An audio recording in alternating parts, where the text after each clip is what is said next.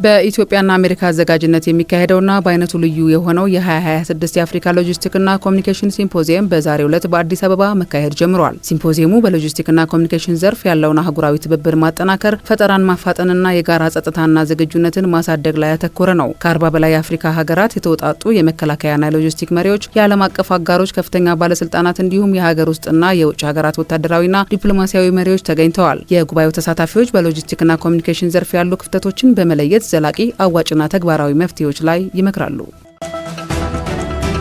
የኢትዮጵያ ኤሌክትሪክ አገልግሎት በኤሌክትሪክ ስርጭት ስርዓት ላይ ያስጠናውን ማስተር ፕላን ፕሮጀክት ይፋ አደረገ። የአገልግሎቱ ዋና ስራ አስፈጻሚ ኢንጂነር ጌቱ ገረመው በዚህ ወቅት እንዳሉት ጥናቱ በዋናነት አሁን ላይ ያለውን አዳጊ ፍላጎት እንዲሁም ቀጣዮቹን 25 ዓመታት ታሳቢ ያደረገ መሆኑን አመልክተዋል። ከዓለም ባንክ በተገኘ የገንዘብ ድጋፍ የተከናወነው ጥናቱ ከ4.7 ሚሊዮን ዩሮ በላይ ወጪ መደረጉን ወቁ ብለዋል። የጥናት ፕሮጀክቱ የሀገሪቱን የኤሌክትሪክ ስርጭት ሂደት ዲጂታላይዝ በማድረግ አሰራሩን እንደሚያዘምን ነው የገለጹት።